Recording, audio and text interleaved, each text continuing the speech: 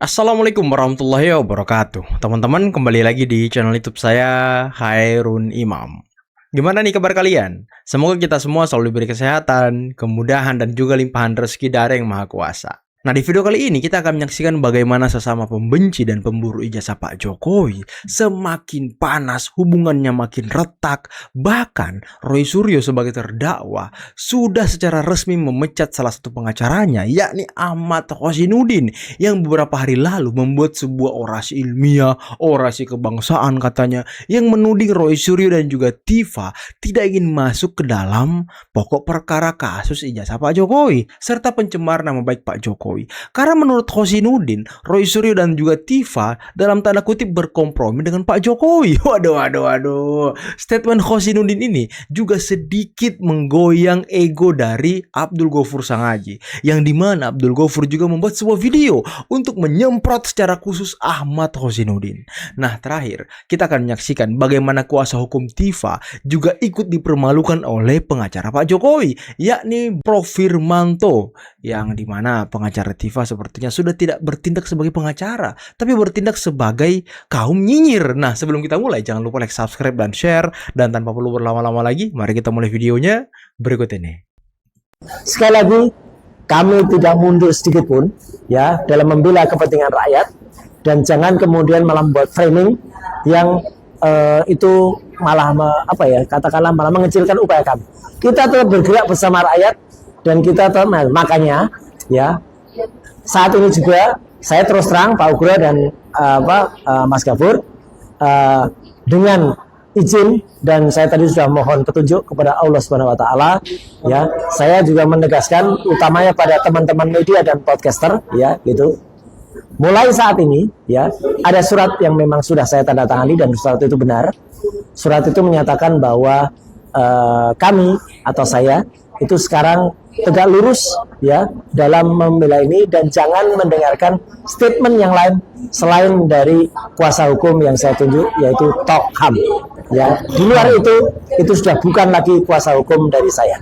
Ya, jadi itu clear banget yang saya katakan. Dan tanggal 11 Juli yang lalu, ya, atau kemarin, saya sudah menegaskan itu, dan insya Allah itu sudah saya mohon petunjuk kepada Allah Subhanahu wa taala agar apa ini ditegakkan, dan tidak ada lagi yang kemudian memelesetkan atau framing yang kemudian bisa meragukan kita semuanya.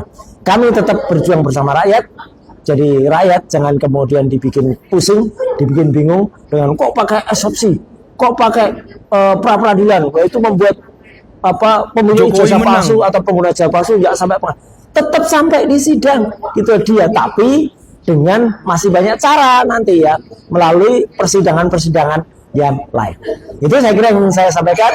Sekian, terima kasih. Wassalamualaikum warahmatullahi wabarakatuh. Waalaikumsalam warahmatullahi wabarakatuh. Wow. Kalau misalnya ada sebuah statement, ini tidak untuk Mas Roy, tapi untuk rakyat Indonesia. Kalau saya jadi Mas Roy, saya nggak mau pakai lawyer itu. Kenapa? Karena dia minta mandatnya dari rakyat Indonesia. Wow. Terlalu berlebihan. Terlalu berlebihan. Tapi Roy Suryo juga tadi ngomong-ngomong, saya berjuang demi rakyat, ini sebuah demi rakyat. Ya tolong dong Refli, klien kau itu, si kawan ini kasih tahu juga, jangan bawa-bawa rakyat. Jangan cuma Khozinuddin yang kau larang bawa rakyat. Kawan kau ini sama Tifa juga itu selalu bawa rakyat. Jadi udahlah, kalian itu sama aja, nggak ada bedanya. Kalian cuma ribut karena kebagian panggung, ya kan, kebagian piring makan mungkin, ya kan. Dan tadi Roy Suryo secara resmi sudah memecat Khozinuddin. Ya. Karena Khozinuddin suka offside kali ya, suka offside teman-teman. Suka bermanuver sendiri dalam berorasi. Tapi memang Khozinuddin ini tidak cocok jadi kuasa hukum ataupun pengacara. Dia cocoknya jadi aktivis teman-teman, ataupun penulis. Nah, itu yang cocok buat Khozinuddin. Karena kan selama ini dia juga tidak pernah menang di pengadilan. Jadi tidak ada jejak rekam yang baik dari Khozinuddin. Beberapa hari yang lalu ada satu orasi yang cukup, ya saya kira cukup menggelegar gitu ya, yang disampaikan oleh salah satu anggota tim kuasa hukum. Saya anggap ini masih anggota tim kuasa hukum karena sejauh ini yang saya tahu belum ada surat pencabutan kuasa, dan teman-teman di Taka juga masih membersamai perjuangannya Mas Roy. Namun sayangnya pada suatu forum Udah dipecat, orasi udah dipecat. kebangsaan kemarin, justru yang tidak kami sangka adalah adanya pernyataan dari Bang Ahmad Kozinudin bahwa rakyat ingin ditipu lagi soal ijazah Jokowi dengan adanya 2 skenario licik yang beliau sampaikan, yaitu dengan pra peradilan dan yang kemudian yang kedua adalah melalui eksepsi yang diajukan atau nota keberatan yang diajukan oleh Bu Tifa. Saya ingin mengajak para sahabat AGES, mari sama-sama kita mendengarkan pernyataan dari rekan saya, sahabat saya, yang juga tentu saya menganggap beliau adalah salah satu motivator juga buat saya, yaitu Motivator. Bang Ahmad Kozinudin. Mari sama-sama kita dengarkan pernyataan beliau atau orasi kebangsaan beliau. Namun hari ini Jokowi sedang bermanuver untuk menghindari persidangan dengan cara apa? Ada 2 skenario yang akan dijalankan. Pertama, Jokowi akan mengkondisikan agar pra peradilan bisa dimenangkan, yang seolah-olah itu kemenangan orang yang mengajukan pra peradilan, padahal itulah yang diinginkan Jokowi. Para sahabat AGES, tadi di pernyataan Bang Ahmad Kozinudin yang pertama, beliau mengatakan bahwa ada manuver dari Pak Joko Widodo untuk menghentikan kasus ini melalui pra peradilan. Saya ingin katakan bahwa pra peradilan yang kami mohonkan bersama Mas Roy, kemudian ada Bang Refli Harun, berada di bawah bendera tim Tolkam, yang saat ini mendapatkan kuasa dari Mas Roy, ya, itu murni adalah kajian hukum kami. Kajian hukum. Itu murni adalah hasil kesepakatan kami dengan Mas Roy. Itu murni adalah pilihan hukum kami. Jadi tidak ada kaitannya dengan Pak Joko Widodo, ya. Tidak ada juga seperti ada intervensi yang sengaja dititipkan dalam tim ini supaya kami mengajukan pra peradilan sehingga manuver Pak Joko Widodo untuk menghentikan perkara ini lewat pra peradilan itu kemudian berhasil. Saya katakan sekali lagi bahwa skenario yang kami jalankan sekarang atau strategi hukum yang sekarang kami jalankan itu murni adalah pilihan hukum yang didasarkan pada kajian yuridis. Asik, ngeri kali. Sibuk klarifikasi orang-orang ini ya. Sibuk klarifikasi teman-teman. Udin cuma ngomong di panggung orasi dan ngomong di Keadilan TV. Mereka udah kebakaran jenggot loh. Aduh. Sekali lagi, saya mau kasih saran ke Udin. Kalau mending Anda berhenti jadi pengacara, jadi aktivis saja. Karena Anda bisa menggoyang teman Anda sendiri. Dan mungkin Udin harus berpikir ulang sekarang. Ayo, mungkin Anda perlu gabung lagi sama Egy Sujana atau gabung lagi dengan Rismon, ya kan? Hantam Roy Suryo CS karena Anda udah dipecat, Anda udah dikhianati. Jadi Anda mending balik melawan mereka, balik membongkar bagaimana strategi-strategi busuk yang dijalankan oleh Roy Suryo, Tifa beserta kuasa hukumnya. Itu saran saya Udin ya, biar tontonan kita makin menarik, biar tontonan kita makin berkelas menyaksikan kalian berantem satu sama lain. Saya agak skeptis, jadi harus saya katakan yang mengatakan akan hadir ini adalah yang mengatakan bahwa mobil SMK sudah diproduksi berapa banyak kan begitu kan sudah ini. Yang kedua yang akan bilang datang ini adalah yang mengatakan IKN tidak menggunakan uang APBN. Yang mengatakan akan datang ini yang mengatakan juga bahwa kereta cepat tidak menggunakan APBN dan akan menuntaskan masa gubernur kemudian 5 tahun kan begitu. Tapi faktanya kita sama-sama tahu. Jadi kaum nyinyir kuasa hukum ini. Beberapa kalangan masyarakat menanggapi hal tersebut tentu saya seperti itu.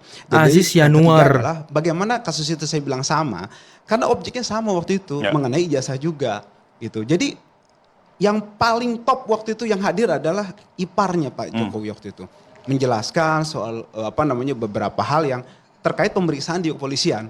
Itu aja. Jadi tidak ada tuh sampai dibawa segala macam itu. Kita mendesak waktu itu, tapi memang kita kan ngerti hukum juga gitu kan. Jadi tahu bukan itu objeknya.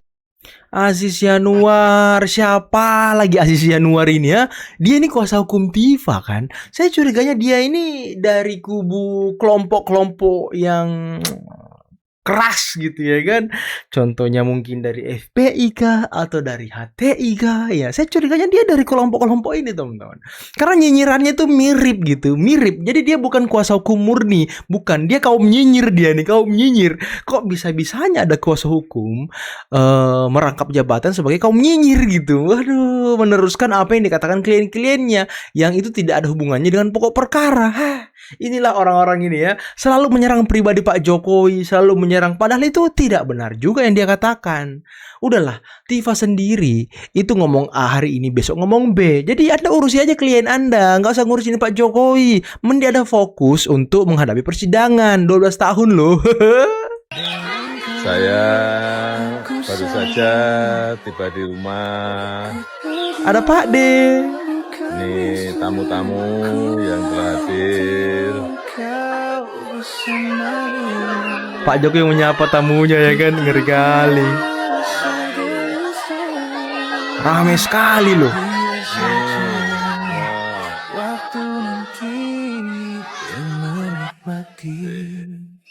Ini dari mana? Dari Babel. Ngevlog Pak Jokowi ya kan. Ini dari mana? Dari Pura. Dari mana? Madiun. Ya nanti masuk semua, nanti masuk semua. Panjang sekali loh antriannya loh, panjang sekali loh. Saya nggak tahu ya, saya tuh sampai sekarang masih bertanya-tanya gitu. Kenapa hanya Pak Jokowi, mantan presiden yang sangat-sangat dicintai rakyat, teman-teman. Buktinya apa ya? Lihat saja rumah beliau selalu dikunjungi oleh rakyat. Rakyat selalu rindu dengan Pak Jokowi, ingin bersuah foto, berjabat tangan, minta doa, minta saran, minta masukan. Itu Pak Jokowi loh. Dan inilah presiden yang merakyat, tidak eksklusif. Tidak tinggal di rumah mewah, tidak dijaga dan segala macam. Ini luar biasa Pak Jokowi loh. Sesuatu yang beda, teman-teman. Dan inilah mungkin yang membuat banyak politisi-politisi yang merasa khawatir dengan kembalinya Pak Jokowi berkeliling Indonesia, teman-teman. Dari kasus Dr. Tifa dan Roy Suryo, ijazah Pak Jokowi ini muncul pertanyaan, ini kenapa tidak ijazahnya dulu yang dibuktikan keaslian atau tidaknya, tapi justru malah proses hukumnya yang berjalan terlebih dahulu. Saya ingin ke Prof. Firman untuk membahasnya. Silakan, Prof. Baik, terima kasih. Jadi ijazahnya sudah dibuktikan. Dengan apa? Dengan dari Universitas UGM sebagai otoritas yang mengeluarkan ijazah mengatakan Bapak adalah alumni yang telah mengikuti Tridharma Perguruan Tinggi, lulus dengan jelas, terus kemudian ada di dalam bukloknya mereka, kemudian ijazahnya asli, itu jelas disampaikan, dan itu pembuktiannya, dan kemudian dilakukan pembuktian lagi tambahan, yaitu oleh Puslapor, bahwa seluruh teman Pak Jokowi diperiksa, ada sekitar 14, dilakukan verifikasi, itu pembuktiannya. Jadi dua alat bukti itu sudah sangat cukup mengatakan ijazah Bapak itu asli. Ditambah lagi apa? Digunakan oleh KPU dan sebagainya, itu sudah diverifikasi mereka. Ada legalisir, legalisir adalah pengecekan secara sesuai dengan asli.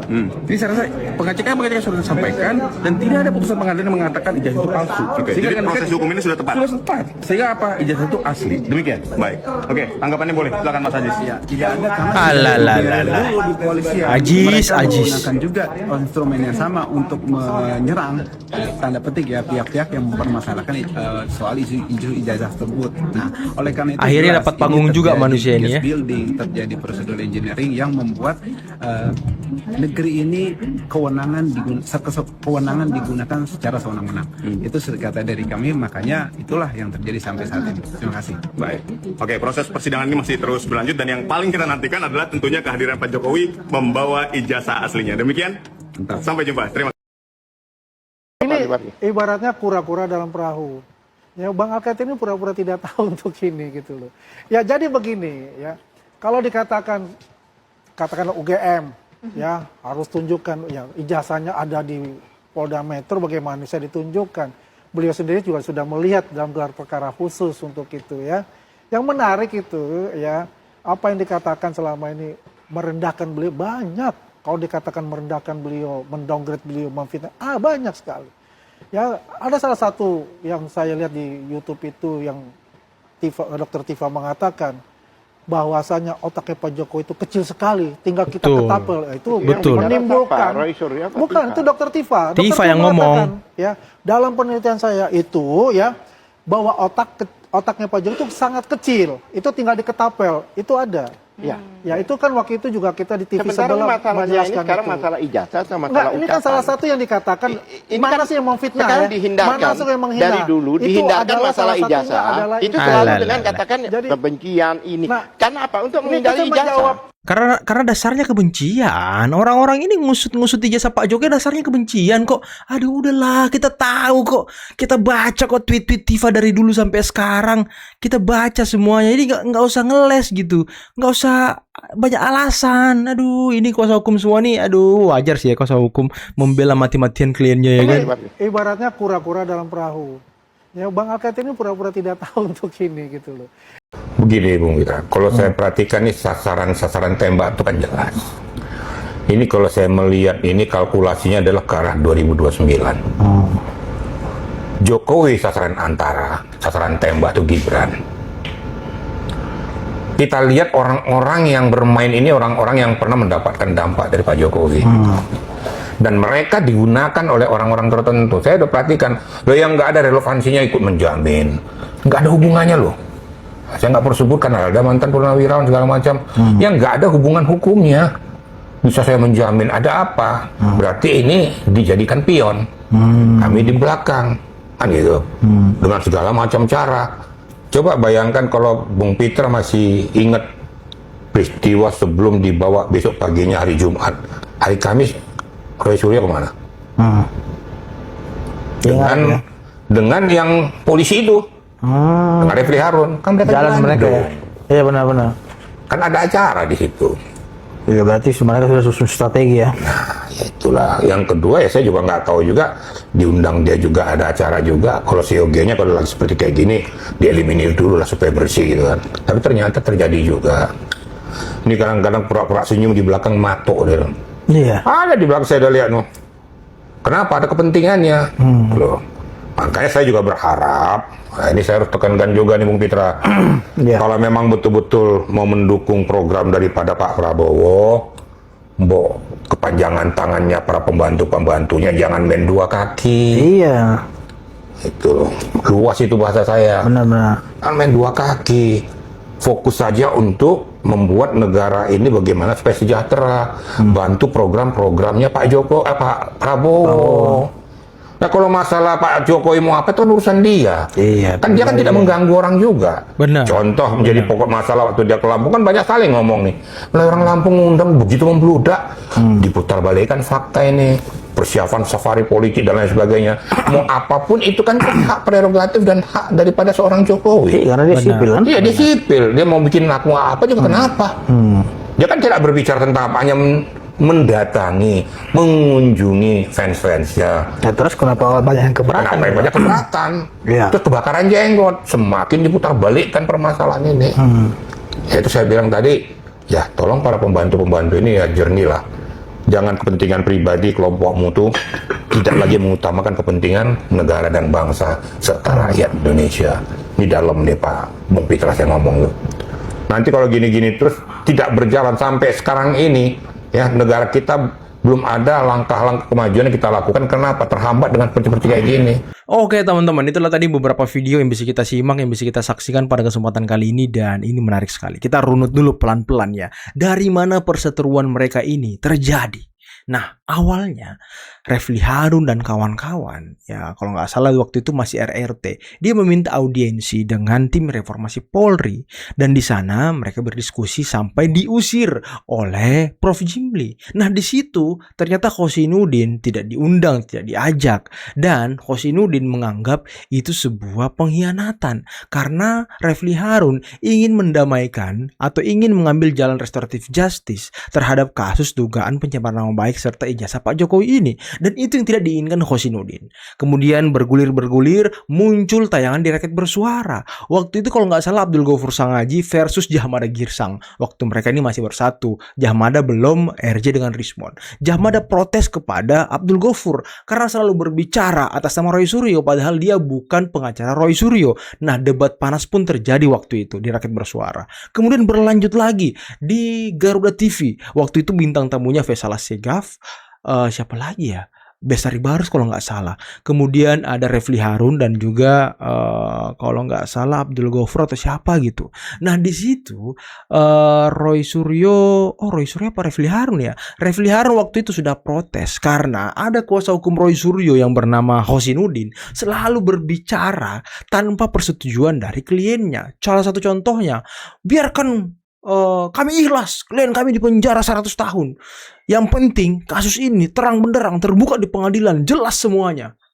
Di situ Refli Harun mulai protes juga kepada Hosinuddin. Kemudian muncullah Hosinuddin di tayangan Keadilan TV. Di situ dia mulai bernyanyi, bersuara bahwa Refli Harun itu bermanuver, menceritakan semua pengkhianatan Refli Harun, menceritakan semua keburukan Refli Harun.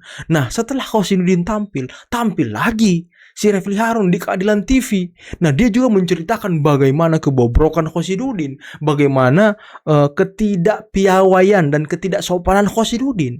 Dan sampai Refli Harun mengatakan, kalau Hosinuddin ini menjadi pengacara saya tidak akan sudi. Waduh. Pokoknya ribut lah teman-teman, panjang. Nah, beberapa hari lalu muncul lagi Hosinuddin di panggung rakyat, panggung orasi katanya. Di sana dia berorasi, membongkar 2 skenario Jokowi agar bisa lepas dari pokok perkara dugaan kasus ijazah dan juga pencemaran nama baik. Dengan skenario-nya Roy Suryo menang pra peradilan, Tiva diterima eksepsinya. Jadi seolah-olah Roy Suryo dan Jokowi ini sudah berkompromi. Nah, kemudian muncullah video Roy Suryo memecat Hosinuddin. Muncul video Abdul Ghaffar memprotes, menyemprot Hosinuddin. Jadi memang di antara mereka sendiri ini tidak kompak, saling cakar-cakaran. Di tubuh mereka sendiri dia tidak bisa mengkoordinasi teman-temannya, mengkoordinasi timnya, malah pecah sendiri.